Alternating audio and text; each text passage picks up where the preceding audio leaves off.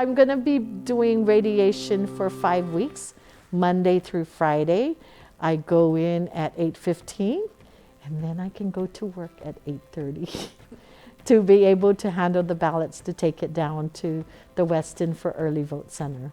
Maria Pangelinan, dedicated to her breast cancer fight just as much as she's dedicated to her job as executive director of the Guam Election Commission. So much so, she had to confess something. Because I work at the Election Commission, I cannot lie to you. So in 2022, my husband and I noticed a lump. I did not go to the doctor. You notice 2022, it's an election year. So I did not go to the doctor until 2023. Pangelinan was going to be teaching at the University of Guam, so she needed to get a physical. It was then where she told her doctor about the lump. He immediately set me up to go get a biopsy and to go get the test. So I met Dr. Peachy, and she was so good. And then we started to see Dr. Michael Cruz. She had surgery in February of this year. I don't think it's my ability to take the pain, but because my caregivers were there to make sure I followed doctor's orders, the pain was minuscule.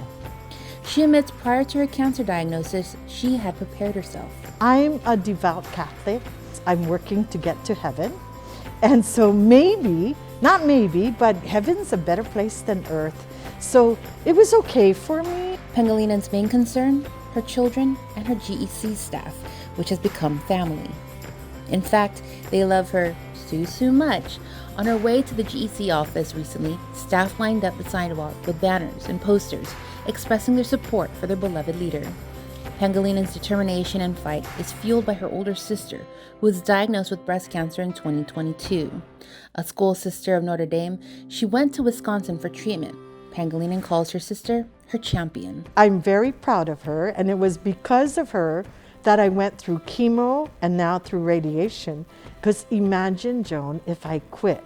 I was ready to quit after the first session because the side effects were really, really hard on me. What gave her strength? Girl, the prayers came from all over the world. The caregivers came from America and the Philippines. I mean, caregivers, girl. The island's support has been overwhelming, and she's grateful. The Guam Cancer Care, the Edward Cavo Cancer Foundation, American Cancer Society, of course, Breast Friends Forever, Circle of Care. And who does Pangelinan think pink for? Well, for each and every one she knows who's been afflicted with breast cancer. We've all handled it very differently, but I'm proud to say that all of us share what we've gone through so that other people can go through the journey of Susu cancer and any kind of cancer. Which is why Pangelinan has been documenting her cancer journey on updates that she sends to family and friends. Letting them know what's going on because the story needs to be told. And if there was anything she could say to those watching who may have been putting off their mammogram or screening, go and get checked. And my father always told us, we know our bodies better than anybody else. But until you're in tune with your body, do what the doctors order. Our doctors are fantastic here. And to those who are on their cancer journey, just make sure God's in your life first.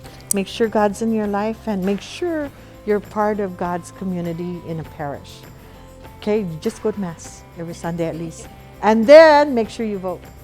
Dedicated to her fight, faith, and her job, Jonathan Charfris, KUAM News.